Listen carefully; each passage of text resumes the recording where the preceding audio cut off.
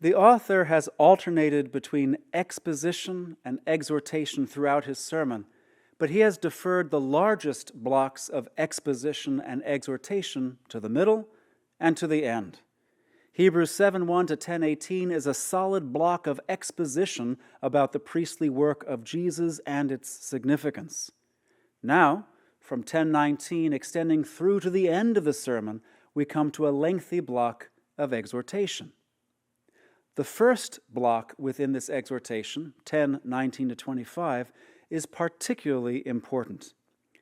The author has highlighted this for his hearers because the language of 10:19 to 24 returns very specifically to the language of Hebrews 4:14 to 16, the exhortation that preceded this central word about Jesus' priesthood. In so doing, he essentially identifies the heart of his exhortation to the hearers to be to hold on to the confession or profession of their hope in Christ and to keep drawing nearer with boldness to the Christian community, where the throne of grace, the throne of God, can also be approached. Reiterating the exhortation of 4:14 to 16, Hebrews 10:19 to 25 outlines the suitable response to Christ's costly gift of access to God, but adds a focus specifically on the communal aspect of this response, the importance of not forsaking the assembling of the Christians together. That gathering is also where one draws near to the throne of grace. Hebrews 10:26 to 31 supports this positive exhortation by depicting the dreadful consequences that would follow the unjust, ungrateful response of ignoring or throwing away Christ's costly gifts. It strategically interprets movement away from the group as the intentional sin for which there is no remaining sacrifice. In 10:32 to 39, the author invites the hearers simply to continue in the path they had so nobly pursued in earlier times and were largely still pursuing, and concludes with a citation of ancient authority confirming the beneficial effects, the salutatory effects, of remaining loyal and firm, as well as the destructive effects of shrinking back or falling away. The author explicitly invites the hearers to identify with those who exhibit faith, who remain loyal and firm, rather than with those who shrink back. Identifying faith or trust as the quality that leads to the preservation of the soul leads the author then to develop the meaning and the posture of faith in chapter 11. Thus, the famous faith chapter, the encomium on the virtue of pistis, or faith, emerges naturally from the exhortation in 10:19 to 39. Hebrews 12:1 to 3 concludes the encomium on faith with an exhortation based on Jesus' own example, which shows faith most fully and most perfectly expressed. It also provides a segue into a sequence of related exhortations to persevere that run throughout the remainder of chapter 12. The sermon closes in chapter 13 with moral instructions and exhortations that develop how one is to fulfill the exhortation of chapter 12, verse 28, namely, that the believers hold on to gratitude through which they worship God in a well-pleasing manner. Mutual service, continued trust in the divine patron, loyalty to Jesus, and worship are all essential aspects of this manifestation of gratitude for what the believers are receiving at the eschatological shaking, namely, entry into the unshakable kingdom. Having finished the message that the preacher warned in chapter 5, verse 11 would be long and difficult to untangle, he now applies the truths he has been unfolding to the hearer's situation.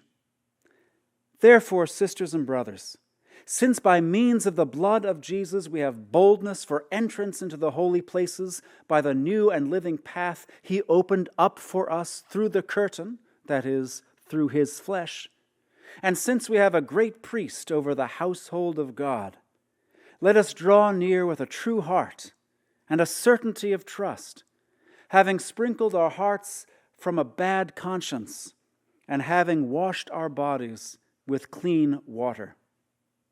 Let us hold unwavering the confession of hope, for the one who promised is reliable.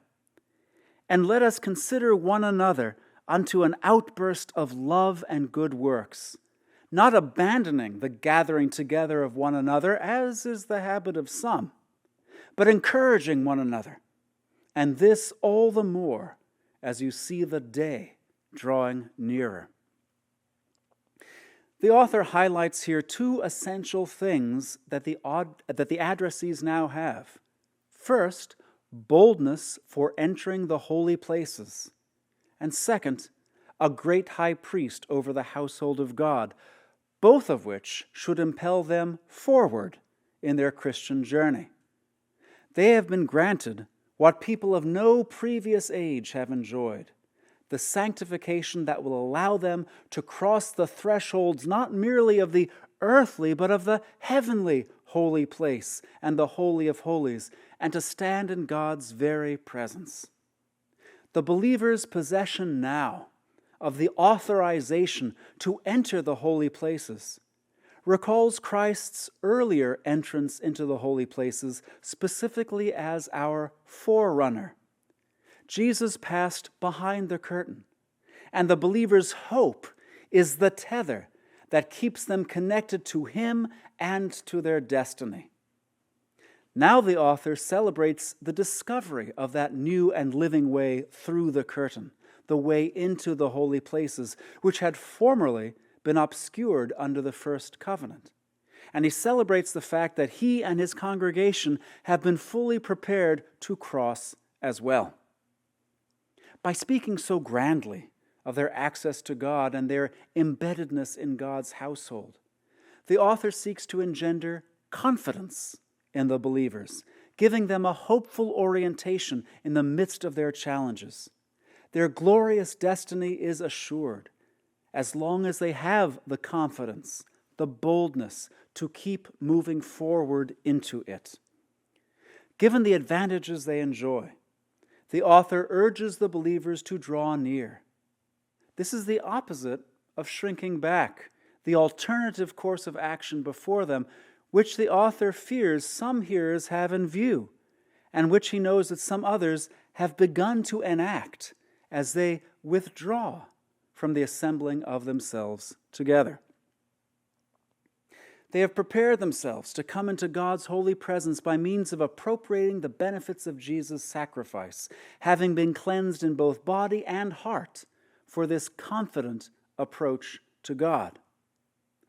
The blood of Jesus has, metaphorically speaking, sprinkled their hearts to cleanse them of the pollution of a bad conscience, which has been the primary topic of 9, verse 1 through 10, verse 18. The outward and visible sign of this interior cleansing is the washing of their bodies with clean water, most likely a reference to baptism, which served as a universal entrance rite into the Christian community.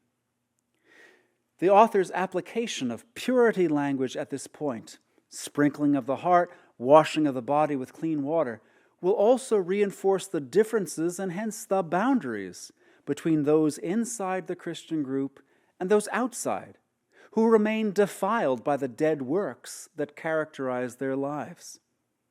As people who have been set apart by this unique process of cleansing and consecration, the believers are not the same as their neighbors anymore, but have been distinguished from their neighbors by God himself.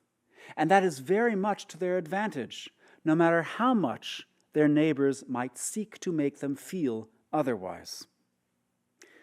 Drawing near is an admittedly vague suggestion for a course of action, but at least it serves to orient the hearers toward remaining with the Christian community where God is to be found, and continuing to move toward the goal of their Christian pilgrimage rather than aborting their journey. The author also calls the hearers once again to hold unwavering the confession of hope, as he had done previously in 3 verse 6 and 4 verse 14. The repetition demonstrates the importance of this exhortation to hold on to the core beliefs and expectations of the Christian culture, as well as to hold on to the public profession of this hope without vacillation, not least of all through continued visible and public association with the Christian group and through continued investment on the part of each member in one another. The rationale that the preacher supplies here for holding on is the faithfulness or reliability of God, the one who has promised. This, of course, has been a major topic of the sermon up to this point, from the failure of the Exodus generation to recognize and honor God's reliability developed in chapter 3, to God's assurances to Abraham to assist his trust, mentioned in chapter 6, to God's assurances to the preacher's audience to bolster their own trust in chapters 6 through 8, particularly God's oath concerning Jesus' eternal priesthood, and God's oracle about the new covenant in Jeremiah 31 that Jesus inaugurated. The example of the wilderness generation has particularly prepared the hearers not to fail to recognize the reliability of the one who has promised. In addition to inner conviction and public witness in regard to the hope that Jesus has brought them, the author urges ever-increasing investment in and care toward other Christians to assist them in their forward journey against the stream of the world's hostility. At this point in the passage, readers of most English translations will encounter a problem. The NRSV, for example, translates verse 24 of chapter 10 as, "Let us consider how to provoke one another to love and good deeds." One might compare similarly the RSV, the NIV, and even the NRSV UE updated edition. The Greek at this point gives us only, "Let us keep considering one another unto an explosion of love and good works."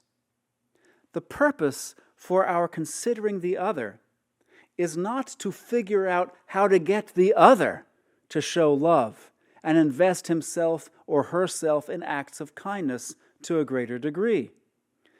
This kind of translation, such as one finds in the NIV or the NRSV, requires importing the idea of how to motivate into the text between "let us consider" and "one another." The only verb in the Greek, though, is kata naomen. Let us keep considering. Let us keep observing, noticing one another. One another is the object of this verb, and a paroxysm or an outburst of love and good works is the purpose or result of the action. The author is calling each Christian to notice his or her fellow disciples, to look closely at them, at their struggles, at their challenges, to really see them with the result of investing in them. This kind of seeing is the birthplace of caring, which gives birth in turn to purposeful action to help the other bear his or her load and share in the good that God desires for him or for her. A better translation, therefore, in somewhat functional equivalent mode would be, let's continue to look, to really look at one another, so that we will love and do good for one another all the more. This connects with the author's exhortations throughout Hebrews to create the sort of relationships and support structures within the Christian community that make it possible, even preferable, to put up with the snubbing and the hostility from outside, rather than give up the love and fellowship and mutual regard that exists within the church. Hebrews 10 verse 25 strengthens this point, using antithesis to contrast the wrong course of action with the advantageous course of action. Not abandoning the gathering together of yourselves, but encouraging one another. Now the author knows that some, perhaps a very few members of the congregation, have begun to withdraw. Such withdrawal, however, is contrary to all sense of gratitude, which involves declaring openly one's debt to the giver and praising publicly the benefactor who has given great gifts. The withdrawal of the few also discourages those who remain, eroding their determination to hold on to their costly hope. It also diminishes the group's overall resources for helping one another persevere. Rather than draw back, they are urged to become more forthright in encouraging one another to hold fast and to invest their energies and resources in one another more and more. The author here strategically again reminds them of the eschatological dimension of their confession. The day of Christ's second coming, the day of God's judgment draws ever nearer. As the eschatological clock ticks on, the believer should become more fervent rather than less fervent, for this will be a day of reward for the faithful. Contemplation of its proximity should help sustain perseverance in commitment and investment in the interim. It will also be a day of punishment for the contrary, as the following passage will develop in one of the most solemn warnings that the author will present. The author supports his positive exhortation with a consideration of the alternative course, returning to a lifestyle of which the unbelieving neighbors would approve, withdrawing from visible associations with the Christian fellowship. The preacher does this in language strongly reminiscent of Hebrews 6, verses 4 to 8. He censures a course of action as displaying paramount ingratitude and is ultimately disadvantageous because it leads both to eternal dishonor and a fate worse than death. For if we intentionally continue to sin after receiving the knowledge of the truth, there remains no longer a sacrifice for sins, but a fearful expectation of judgment and of a zealous fire which is on the verge of consuming the opponents. Anyone violating the law of Moses dies without mercy on the word of 2 or 3 witnesses. Of how much worse punishment will they be deemed worthy who trample the Son of God underfoot and regard as common the blood of the covenant by which they were sanctified and insult the Spirit of favor? For we know the one who said, "Vengeance belongs to me, I will pay back." And again, "The Lord will judge his people." A fearful thing it is to fall into the hands of the living God.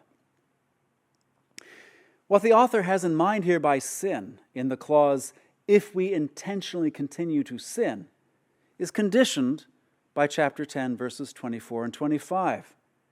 This is not a general reference to ongoing sins against which the believer might struggle, but more specifically, a reference to the actions of those who, despite knowing the truth of the deliverance and the hope that God provides, nevertheless choose the temporary benefits of hiding or abandoning their connection with the believing community and with Christ.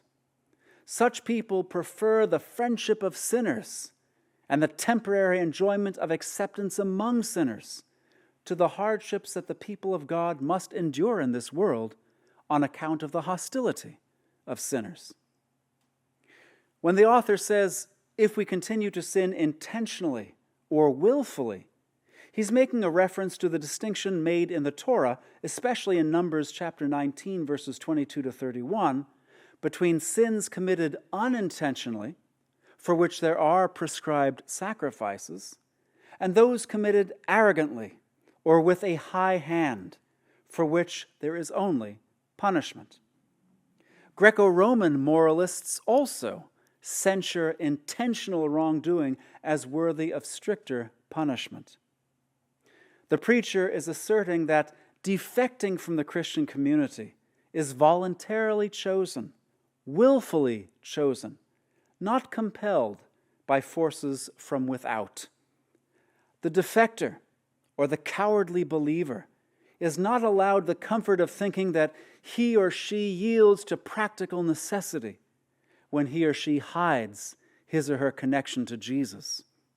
Such a course remains a voluntary, willful violation of a compact, the universal law of being just and grateful toward one's benefactors.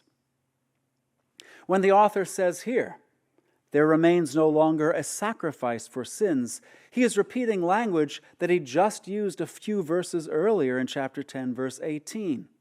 There, the affirmation, there remains no longer a sacrifice for sins, provided proof of the decisive forgiveness and cleansing of the conscience offered by Jesus. Now, however, the same language is employed to underscore the importance of maintaining that relationship with God through Jesus once formed. This is not only the case because of the once-for-all nature of Jesus' offering of himself, an offering not to be repeated, but also because of the grave affront to God and to Jesus, the mediator, and to Jesus' blood itself that would be given by the person who thinks such gifts and such a relationship not worth the cost of keeping. All that is left for such people is God's judgment, the expectation of an eager fire on the verge of consuming the adversaries, as the author puts it in verse 27. The author uses language here from Isaiah 26, verse 11, where we would read, "Jealousy will take an uneducated people, and now fire will eat the adversaries." But our author has amplified this biblical language to heighten the image. Jealous now describes the fire itself, a zealous fire. The consequences are presented as more imminent through the author's use of the Greek verb melo with an infinitive in place of a mere future verb. A zealous fire that is on the verge of consuming the adversaries, that is about to consume the adversaries. Those who refuse the course of action proposed by the author, "Let us keep drawing near," find themselves then facing the grim prospect of judgment, a forthcoming reality, the severity of which is enhanced by the lesser to greater argument that the author goes on to present in verses 28 and 29. The lesser case in this argument comes from Deuteronomy 17, verse 6, where willful infractions of the Mosaic covenant resulted in execution upon the testimony of 2 or 3 witnesses. The unstated premise in this argument is that Jesus is worthy of greater honor than Moses, a premise that had been established quite early in Hebrews in chapter 3, verses 1 through 6. The author's conclusion, expressed in the form of a question, posits proportionately greater punishment for willful infractions of the new bond between Jesus and the believers, implying then a fate worse than death. The author presents drifting away from firm commitment to the group in the starkest of terms in an attempt to make such a course of action so appalling as to be unthinkable. It is as if he were saying, "Look at what you're really doing if you withdraw from the group, if you value your neighbor's acceptance more than God's favor." This course is portrayed as a threefold assault on God's honor, particularly heinous because such an assault violates the patron-client relationship, returning not gratitude, but insult to the divine benefactor. First, the apostate is one who has trampled upon the Son of God. The reminder that Jesus' title is Son of God, which has appeared throughout the sermon, both heightens the impudence of the offense and sets the affront within the context of God's own honor, and hence God's presumed determination to obtain satisfaction from the offenders. It is also a strikingly ironic and inappropriate image, designed to make the hearers shrink from enacting such an affront. Indeed, the one who may be scorned now and thus trampled is the one at whose feet all his enemies will soon be brought into subjection, as the author has asserted in Hebrews 1:13 and 10:13. Second, the person who drifts away has regarded as profane the blood of the covenant with which he or she was sanctified, by which believers were decisively restored to divine favor at such cost to Jesus on their behalf. Finally, the one who decides that the mediator's benefits, the greatest of which is access to God as patron, are not of sufficient value to merit bearing up with the society's abuse and scorn, are bearing public testimony to this lack of value if they defect from the Christian group, and thus they outrage the spirit of grace. The contrast here between hubris and charis, between affront or insult and favor or kind disposition, could not be more striking. Indeed, meeting favor and the promise of benefaction with insult is at once highly inappropriate and unspeakably foolish. Failure to persevere is thus shameful in and of itself, since it enacts ingratitude, the basest of vices, but it also carries the most severe consequences.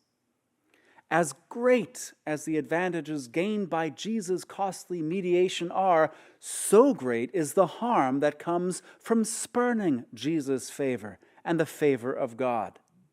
The conviction that the ingrate, and even more, the one who returns insult for favor, merits punishment, is a commonplace in the first century. The challenge to the honor of God and the Son results in God's vindication of their honor in the punishment of the offender.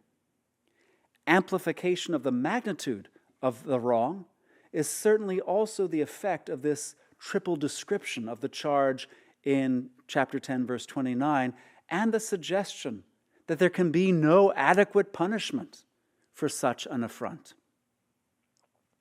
The author supports the certainty of such punishment with recitations from Deuteronomy 32, the Song of Moses. The chief topic of Deuteronomy 32 is the fact that God avenges violations of his honor. And so we read in Hebrews 10, verses 30 and 31, "For we know the one who said, 'Vengeance is mine, I will repay.' And again, 'The Lord will judge his people.' 'Vengeance is mine, I will repay' is a recitation of Deuteronomy 32, verse 35, conflating the Hebrew and the Greek readings of the verse. In its original context, this was a promise by God to vindicate his own people after they were trodden upon by their enemies. Here, however, it becomes a warning directed toward God's people. The next recitation, "The Lord will judge his people," is taken from the following verse, Deuteronomy 32, verse 36. Again, in its original context, the sense is that God is going to vindicate his people. The Lord will vindicate his people and will have compassion on them, is the full verse in Hebrew. The Hebrew verb for vindicate, however, is rendered judge in the Septuagint, the Greek translation of Deuteronomy. While the Greek verb krinein can also mean vindicate, the translation opens up the possibility of reading the verse as does our author, namely as a warning of God's forthcoming judgment of his own people. This conclusion then reinforces for the hearers that the ultimate danger that they face is to encounter God as judge, not to continue to endure the harassment and rejection of their neighbors. For indeed, It is a fearful thing to fall into the hands of the living God. As the author has alternated between an appeal to fear and an appeal to confidence before in this sermon, so he does also now, following up the fearsome warning of 10:26-31 with considerations that would be conducive to confidence if the addressees keep on keeping on. Remember the former days, in which, having been enlightened, you endured a great contest of sufferings, in part being made a spectacle by means of reproaches and trials, and in part making yourselves partners of those thus treated. For you had sympathy toward those in prison, and you accepted with joy the seizure of your property, knowing yourselves to have better and lasting possessions. Appeals to a group's own past achievements often served as a basis for encouragement to future endeavors. For example, at the climax of Tacitus's Agricola, the Roman general rallies his troops with these words: "The long road we have traveled, the forests we have threaded our way through, the estuaries we have crossed, all redound to our credit and honor as long as we keep our eyes to the front." I would quote the examples of other armies to encourage you. As things are, you need only recall your own battle honors, only question your own eyes. The rhetorical effect of such a speech is threefold. First, the appeal instills a sense of confidence, affirming that just as the group succeeded in performing what was required before, it would have the resources and stamina to succeed again. Second, there is a reluctance to abandon an enterprise in which so much has already been invested. Third, the general instills a sense of fear in the hearers, lest former achievements and honor be marred by failure to act and persevere in the present. The author of Hebrews, in drawing the addressee's attention to their former endurance and faithful action, harnesses the triple power of this rhetorical device. We've already explored this passage in an introductory segment from the perspective of the actual past experience of this community. Here, we need only be concerned with the rhetorical use to which the author puts this episode. It provides a stunning example of the faithfulness that God honors and rewards. It provides evidence that the audience can indeed persevere, as they have proven their capacity for faithfulness in the face of hostility before. Two elements of the passage deserve special attention. When the author writes, "You endured a great contest of sufferings," he is interpreting the hearer's earlier experience of disgrace and abuse, the experience that initially marked their marginalization, not as some unfortunate experience of being victimized, but as a great contest.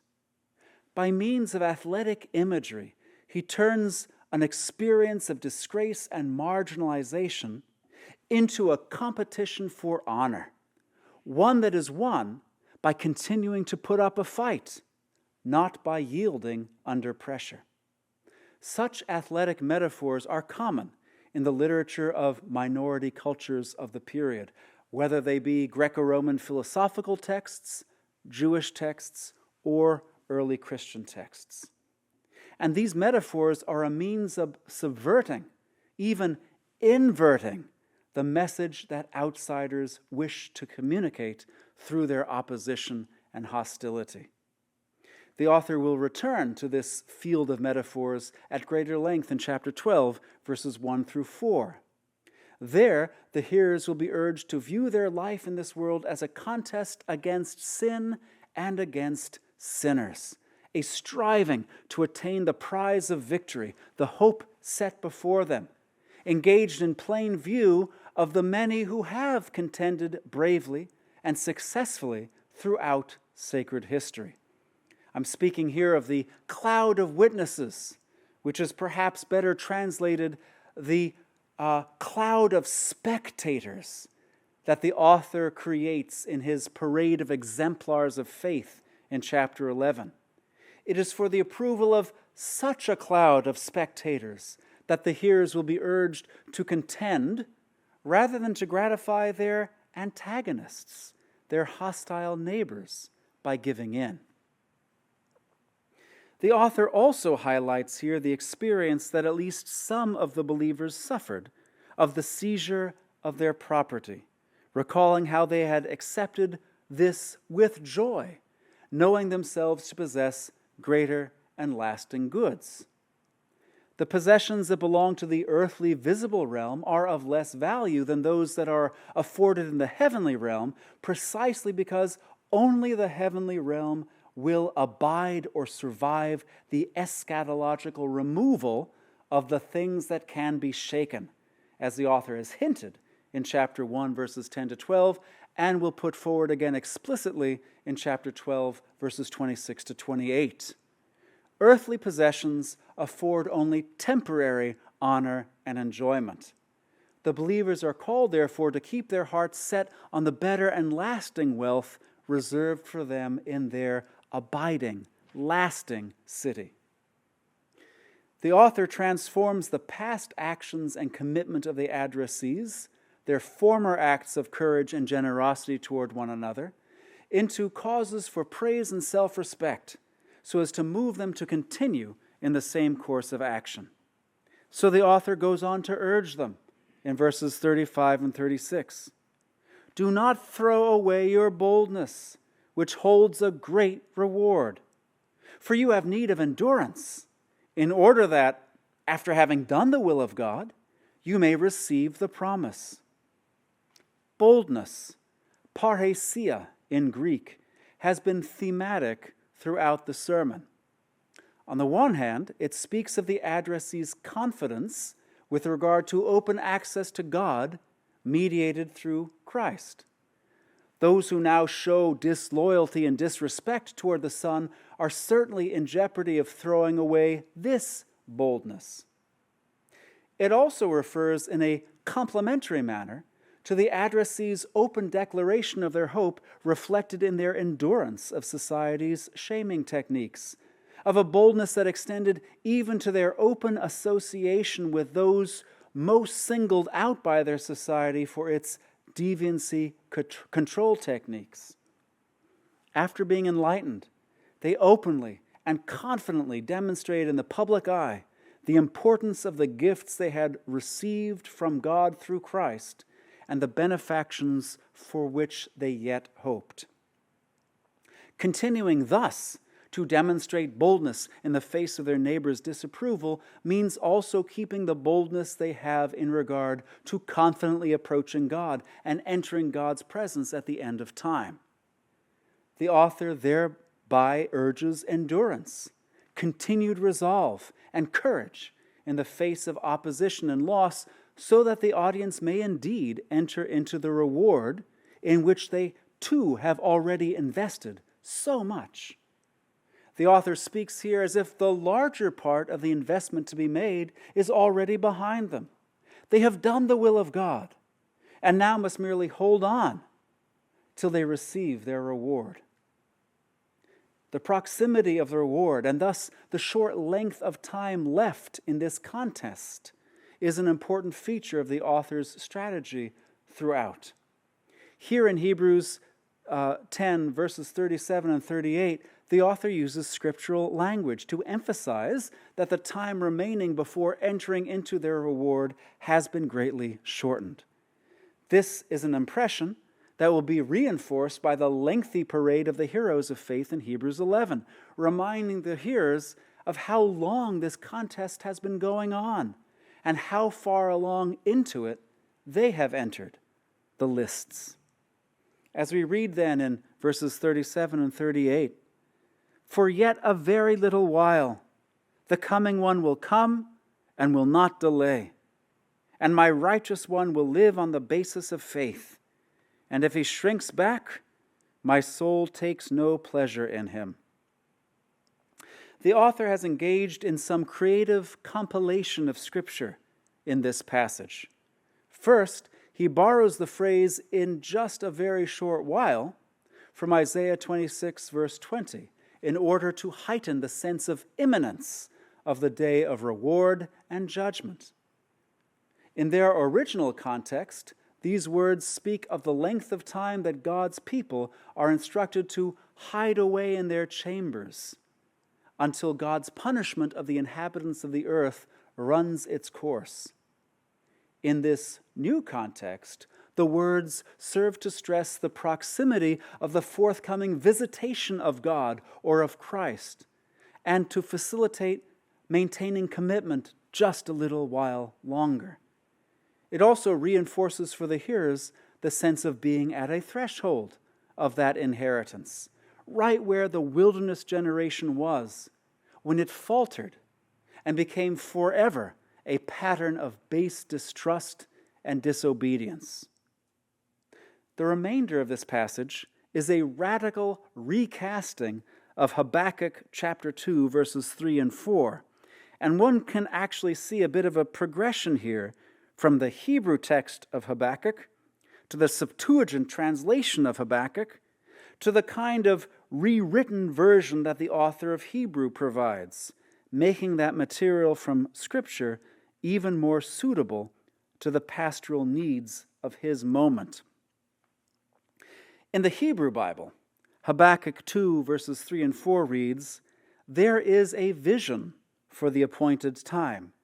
It speaks of the end, and it does not lie. If it seems to tarry, wait for it. It will surely come and will not delay. Look at the proud. Their spirit is not right in them, but the righteous one lives by faith."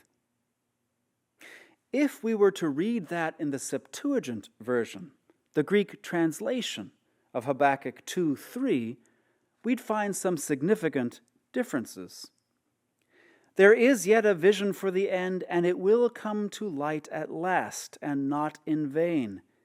If it or he tarries, wait for it or him, for the coming one will arrive and will not delay." In the Greek, there's a certain ambiguity in the pronouns as to whether it should be read as it, referring back to the vision, or as he, looking ahead to a figure who is coming. And in fact, the Greek translation changes the language such that we are not waiting for a vision to come, but now truly for a one to come, some figure in the future. And then in the following verse, Habakkuk 2:4 in the Septuagint, "If he shrinks back, my soul has no pleasure in him, but the righteous one will live by faith." What was in the Hebrew version of this text the censure of the proud is turned into a statement about the coming one, namely, that if the coming one shows cowardice, he will not be pleasing to God. The way the author of Hebrews has rendered it is different from both. "The coming one will come and will not delay, and my righteous one will live by faith. And if he should shrink back, my soul is not pleased in him." The author of Hebrews has transposed the order of the first half of Habakkuk 2:4 and the second half of Habakkuk 2:4 as it was related in the Septuagint version. Thus, "if he shrinks back" applies no longer to the coming one, but to those who wait for God's deliverance, the righteous ones. Those who await God's deliverance in trust and firmness will live. My righteous one will live by faith, while those whose hearts fail, those who shrink back, will not please God. This transformation serves the author's pastoral goal directly. The Habakkuk text now serves to outline two courses of action, that of trusting and remaining firm, and that of shrinking back. The former explicitly leads to life, while the latter is censured by God, who takes no pleasure in those who follow that path. Hebrews 10, verse 39, then concludes this section by framing an antithesis using two key terms from Habakkuk 2:4, shrinking back and faith. We are not of those who shrink back unto destruction, but we are of those of faith unto the preservation of life. The author's transposition again of those two clauses in Habakkuk 2:4 allows him to distinguish between two groups and their properties: those who show trust and firmness, who preserve their lives, and those who show cowardice and distrust, who fall into destruction because they shrink back in the face of the hostility of sinners, in the manner of the wilderness generation. The author clearly positions the hearers to identify with the first group, not least of all to avoid the fate of the second group. In Hebrews 10:19-39, the preacher has packed great rhetorical force into a very focused portion of text. In these 21 verses, he has packed several appeals to the emotion of the hearers, moving between confidence and fear. In 10:19-25, the preacher has sought to make the hearers feel confident in regard to their access to God as they hold on to and respond well to what Jesus has done for them on their behalf. The preacher follows this up strategically with an appeal to the emotion of fear in verses 26-31 to increase the hearers' aversion to acting in their present circumstances in any way that would show disregard or dishonor toward their divine benefactor. And he has followed this up in turn with another appeal to confidence in verses 32-36 by appealing to the hearer's own past example, showing that they have already done that which God values and honors, and if they simply keep on doing that, they will indeed arrive at the good end that God has promised for them. The author has also packed this section with appeals to rational argumentation, especially under the headings of relative advantage, justice, and feasibility. The author has continued to invite the hearers to weigh well the alternatives before them and which will be the more advantageous. He urges them throughout these 21 verses to hold on to the eternal goods and the eternally beneficial relationships that they have begun to enjoy, and to be willing to continue to sacrifice temporary goods and the friendship of those who reject God and His Son, so that they will attain everlasting rewards, having made wise choices in their present circumstances. He adds considerations of justice, particularly considerations of what is due those who have benefited one. Thus, he urges the hearers to avoid courses of action that would show disrespect toward the most honorable and powerful beings in the cosmos, or ingratitude toward those who have given their all to secure eternally valuable benefits for the hearers. The author further adds considerations of feasibility.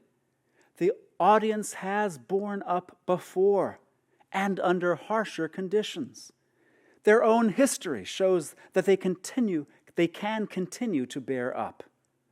With the amount of work and investment behind them, going forward to the end cannot be that much more difficult. Finally, undergirding the whole of this passage, the author has been keeping the hearer's attention focused not on their everyday challenges and what might ease those challenges, as if these were the considerations of primary importance, but on the ultimate challenge of successfully encountering God on the day of judgment as the challenge of primary importance. This, in turn, illumines quite clearly the everyday course of action that they must take. This section of the author's sermon also continues to speak of particular challenges to the situation of believers in every age. In particular, he reminds us of the importance of investing in the perseverance of our fellow Christians. In chapter 10, verses 24 to 25, he urges the hearers not to withdraw from fellowship, but to keep investing themselves particularly in encouraging their sisters and brothers within that fellowship in the light of the coming day. In chapter 10, verse 34, he praises the hearers for the ways in which they have invested in one another in the past, thus hoping to stimulate their continued action into the future. This all reminds us, yet again in this sermon, that Christian discipleship is not a private matter, nor is it a personal matter. Individual disciples are often overcome because the pressures working against their perseverance and the drains on their perseverance are greater than their own internal individual ability to endure. The author charges us with the responsibility of doing all in our power to support one another in the face of such pressures so that each one can endure. This challenge has application beyond our local congregations to the global church, especially churches in nations where the Christians' neighbors, and often their governments, work strenuously to erode their commitment to Jesus. As we read or hear in the sermon, let us look at one another, really look at one another, until an explosion of love and good works is the outcome. As we read this, we should always bear in mind not just the sisters and brothers near us, but our family in the persecuted church, the least of Jesus' sisters and brothers, for whom our timely intervention could indeed be an answer to the prayers they have been sending before the throne of grace. The author also challenges us to live in such a way that we always honor our divine patron and his gifts. Having gained intimate fellowship with God and knowledge of what God approves, we would dishonor him if we allowed fear of the world's hostility to keep us from bearing witness to what Jesus has done for us or from pursuing whatever course of action God called us to pursue.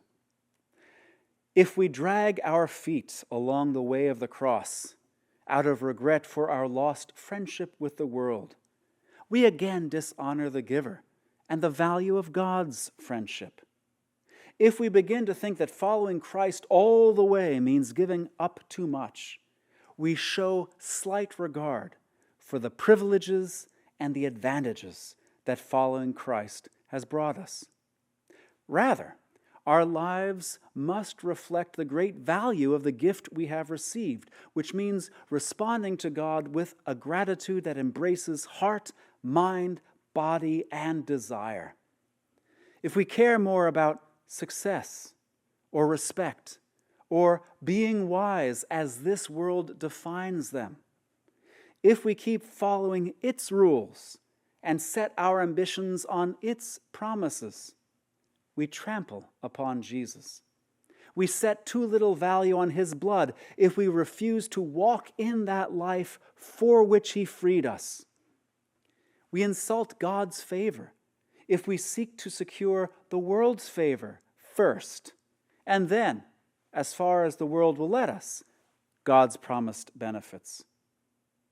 If our first thought is for keeping our neighbors or our co-workers or our fellow citizens' approval, and if we seek to live out our Christian life within the parameters of the kinds of behaviors or words that will not offend unbelievers, we show by our lives whose approval really matters to us, and we insult God.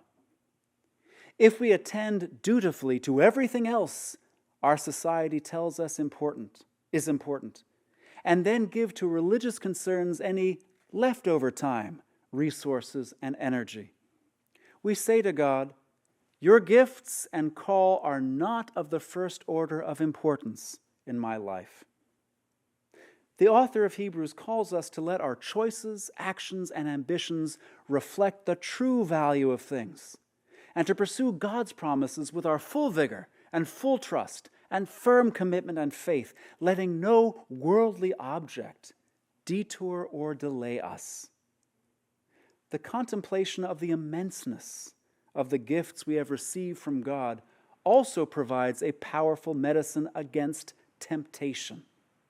In light of the cleansing Jesus has accomplished for us, the intimate access we have with God, the daily friendship of the Holy Spirit, and the destiny God has appointed for the faithful, do we really want to give ourselves over to whatever particular sin besets us in the moment, whatever it might be? Do we want to return bitterness to God, who has lavished only goodness upon us? This passage suggests that we weigh the value of God's gifts and the response that gratitude calls for when faced with any serious dilemma, or when contemplating an action that, though easy or profitable or pleasant in the short run, is nevertheless sinful. We are also summoned to boldness in our encounter with the world outside the church. There are many pressures that trammel up free speech, parrhesia, or boldness in the sense of its meaning in the democratic Greek city-state, with regard to both Christian witness and discipleship. In the Western world, the privatization of religion has created a culture in which speech about God is only appropriate in certain places, church, home, and the like. Secularization creates a climate in which some investment in religious pursuits is appropriate, though optional, but too much investment is regarded with suspicion. Materialism, the view that the tangible world is the primary world, breeds a culture in which it is far easier and more comfortable to speak of temporal concerns. Thus, weather, politics, movies, and the like are more frequent topics of conversation than our experiences of God in our times of prayer and meditation, than our progress in the struggle against certain sins, than our perceptions of God's challenges and call. Obstacles in many non-Western countries are far more daunting. In view of any and all such obstacles, the word of the author of Hebrews is clear. Do not throw away your boldness. Or, if you have yet to exhibit your boldness, discover your freedom to bear witness in word and deed to the God who redeemed and delivered you in every facet of your life.